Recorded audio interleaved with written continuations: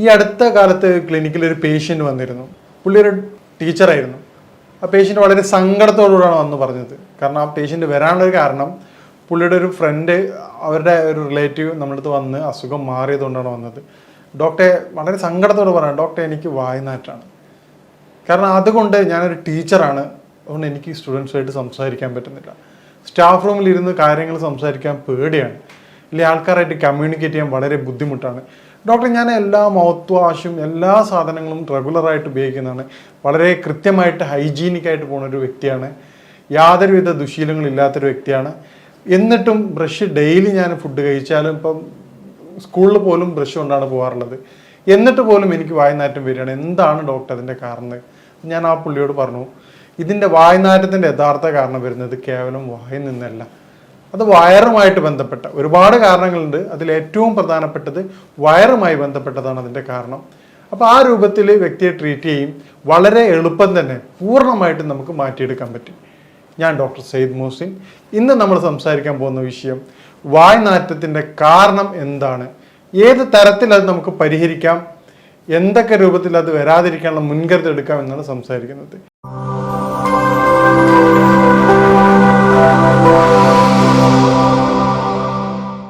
വായ്നാറ്റത്തിൻ്റെ ഏറ്റവും പ്രധാനപ്പെട്ട കാരണം കൃത്യമായ രൂപത്തിലുള്ള ദഹനക്കുറവാണ്. ദഹനക്കുറവ് കാരണം വായ്നാറ്റുള്ള വ്യക്തികളെ നമ്മൾ പരിശോധിക്കുകയാണെങ്കിൽ 90% രോഗികളും അവർ കഫവുമായി ബന്ധപ്പെട്ട രോഗികളായിരിക്കും. അവർക്ക് കഫത്തിൻ്റെ ബുദ്ധിമുട്ട് ഉണ്ടാവാറുണ്ട്. കഫത്തിൻ്റെ വർധനവ് ശരീരത്തിൽ ദഹന പ്രക്രിയ അത് വളരെയധികം വീക്കാക്കും. ഈ രൂപത്തിൽ വീക്കാകുന്നതോടുകൂടി കൃത്യമായ ദഹനമില്ലായ്മയും പിന്നീട് ആ കഫം അവിടെ കിടക്കുന്നുണ്ടാകുന്ന സ്മെല്ലാണ് യഥാർത്ഥത്തിൽ വായ്നാറ്റായിട്ട് പുറത്തു വരുന്നത്.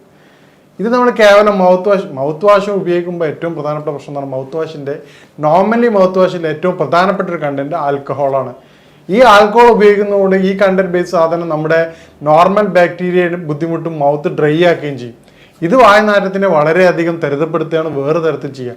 ടെമ്പററി സൊല്യൂഷൻ എന്നുള്ള അടിസ്ഥാനത്തിൽ ആ ഒരു സമയത്ത് മാത്രം മാറ്റം ഉണ്ടാകുകയും, അപ്പോൾ ഈ തരത്തിൽ കൃത്യമായ രൂപത്തിൽ ചെയ്യുന്ന വ്യക്തികൾ ഈ രൂപങ്ങൾ സ്വീകരിക്കുമ്പോൾ അത് ഗുണത്തേക്കാളേറെ ദോഷമാണ് ഉണ്ടാവുക.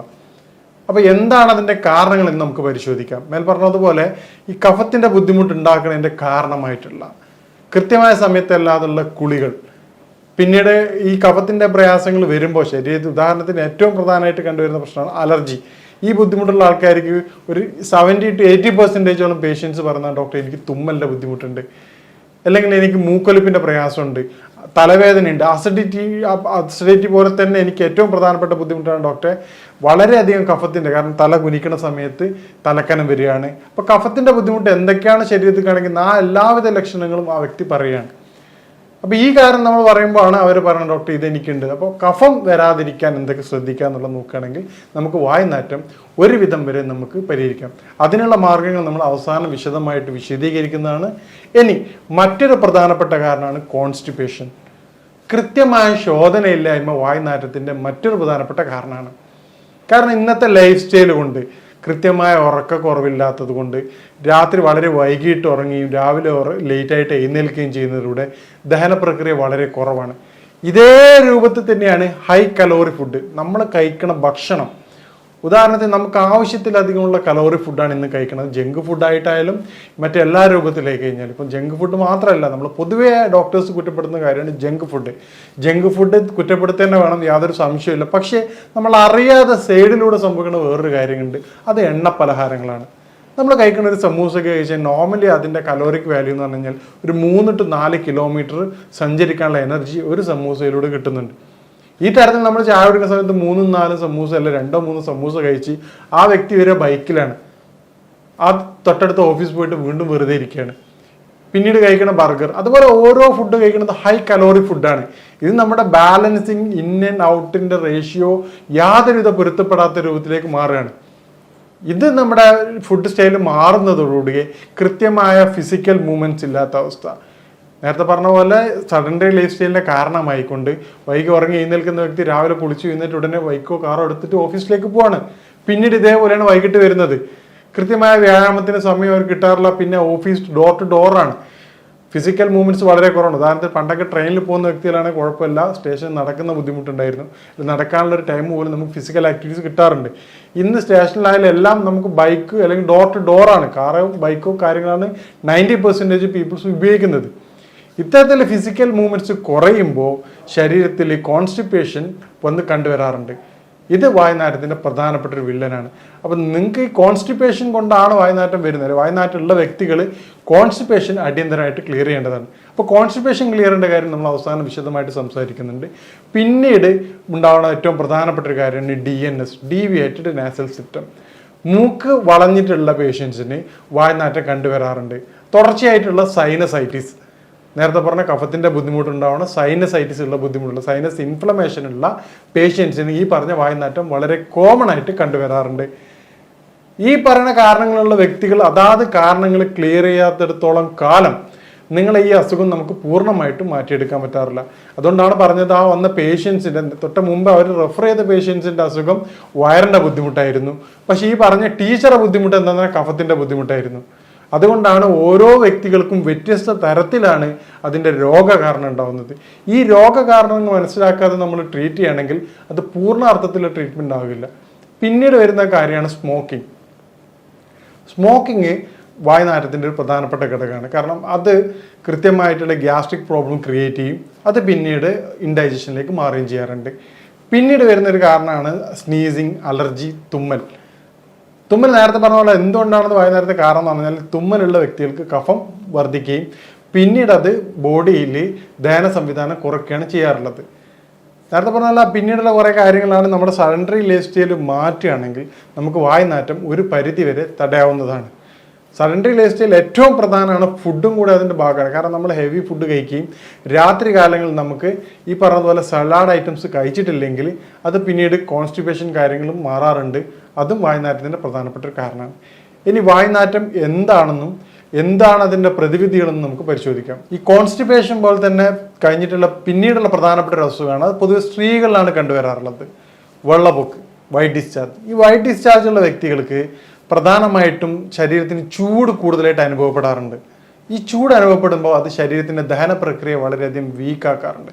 ഇതാണ് ഇൻഡൈജഷനായിട്ട് മാറുകയും പിന്നീട് വായുനാറ്റം. ചില പേഷ്യൻസ് പറയാറുണ്ട്, ഡോക്ടറെ സങ്കടത്തോടുകൂടെ പറയാം, ഡോക്ടറെ എൻ്റെ മകളും പിന്നെ ഭർത്താവൊന്നും എന്നോട് ഈ പ്രശ്നം പറഞ്ഞിട്ടുണ്ടായിരുന്നില്ല, എൻ്റെ കൂടെ ജോലി ചെയ്യുന്നവരാണ് ഈ പ്രയാസം പറഞ്ഞത്.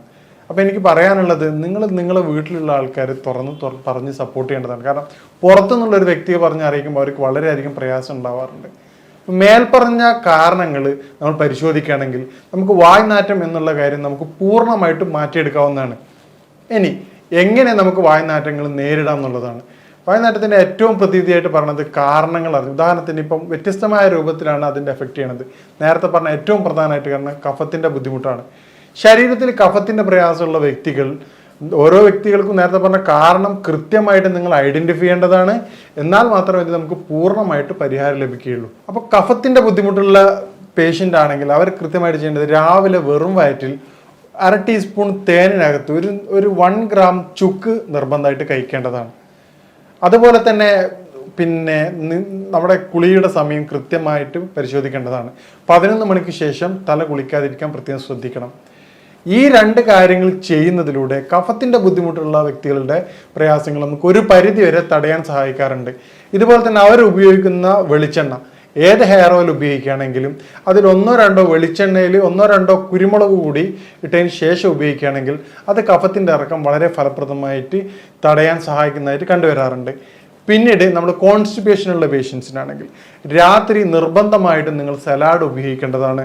അതുപോലെ തന്നെ നിങ്ങൾ സലാഡിൻ്റെ ഒപ്പം തന്നെ കക്കരി, പപ്പായ എന്നീ ഫ്രൂട്ട്സുകൾ ഉപയോഗിക്കുക. ഒരു വ്യക്തിക്ക് എന്ത് ഭക്ഷണം കഴിച്ചാലാണോ ദഹനത്തിന് സഹായിക്കുന്നത് ആ ഭക്ഷണ സാധനങ്ങൾ നിർബന്ധമായി ഉൾപ്പെടുത്തേണ്ടതാണ്. എല്ലാ വ്യക്തികളും നിർബന്ധമായിട്ടും 1/2 മണിക്കൂറെങ്കിലും ഫിസിക്കൽ മൂവ്മെൻറ്റ്സ് നിർബന്ധമായിട്ട് ചെയ്യേണ്ടതാണ്. കാരണം ഫിസിക്കൽ മൂവ്മെൻറ്റ് ശരീരത്തിൻ്റെ വളരെയധികം അത്യാവശ്യമായിട്ടുള്ള ഘടകമാണ്. ഇന്നത്തെ എല്ലാ ലൈഫ് സ്റ്റൈൽ ഡിസോർഡേഴ്സിൻ്റെയും അടിസ്ഥാന കാരണം ഫിസിക്കൽ മൂവ്മെൻറ്റ്സിൻ്റെ കുറവാണ്. പിന്നീട് നമുക്ക് ചെയ്യാൻ പറ്റുന്ന കാര്യമാണ് നേരത്തെ പറഞ്ഞ പോലെ വൈറ്റ് ഡിസ്ചാർജ് ഉള്ള സ്ത്രീകളിൽ, വയറിന് ബുദ്ധിമുട്ടുള്ള സ്ത്രീകളിൽ നമുക്ക് ചെയ്യാൻ പറ്റുന്ന കാര്യമാണ് തേൻ നെല്ലിക്ക. വയറിൽ ചൂട് കുറച്ച് തണുപ്പാക്കി മരുന്ന്, തൈര് ധാരാളം ഉപയോഗിക്കാവുന്നതാണ്. അതുപോലെ തന്നെ ജീരകത്തിൻ്റെ വെള്ളം, ഉച്ചയ്ക്ക് ഭക്ഷണം കൊണ്ടുപോകുന്നൊപ്പം തന്നെ ജീരകത്തിൻ്റെ വെള്ളം കൊണ്ടുപോവുകയാണെങ്കിൽ അത് ഡൈജഷൻ വളരെ സുഗമമാക്കുകയും അത് വായുനാറ്റത്തെ കുറച്ചും കണ്ടുവരാറുണ്ട്.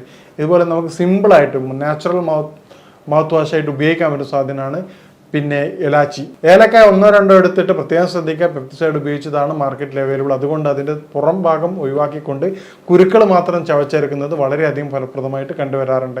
പണ്ട് കാലങ്ങളിൽ ആൾക്കാർ ഇരട്ടി മധുരം, ഒരു ചെറിയൊരു കഷ്ണം ഇരട്ടി മധുരം എടുത്തിട്ട് ഒരു ചെറിയൊരു പീസ് എടുത്ത് ഇടയ്ക്ക് വായിൽ വെച്ച് ചവക്കുന്നത് കഫത്തിൻ്റെ ബുദ്ധിമുട്ട് കുറയ്ക്കാൻ വളരെയധികം സഹായിക്കാറുണ്ട്. ഈ തരത്തിലൂടെ കൺട്രോൾ ചെയ്യുകയാണെങ്കിൽ നമുക്ക് വായുനാറ്റം എന്നുള്ളത് വളരെ എളുപ്പം തന്നെ പൂർണ്ണമായിട്ട് മാറ്റിയെടുക്കാവുന്നതാണ്. ഇനി വായുനാറ്റം നേരത്തെ പറഞ്ഞതുപോലെ നമ്മുടെ പേഷ്യൻസിന് മാറുന്നതിൻ്റെ കാരണം അവരുടെ യഥാർത്ഥ കാരണം കണ്ടെത്തുന്നതിലൂടെയാണ്. മേൽപ്പറഞ്ഞ കാരണങ്ങളിലൂടെ നമുക്ക് വായുനാറ്റത്തിൻ്റെ കാരണം മനസ്സിലാക്കിക്കൊണ്ടാണ് നമ്മുടെ ക്ലിനിക്കുകളിൽ രോഗികളെ പരിശോധിച്ച് കൃത്യമായ ചികിത്സ കൊടുക്കുന്നത്.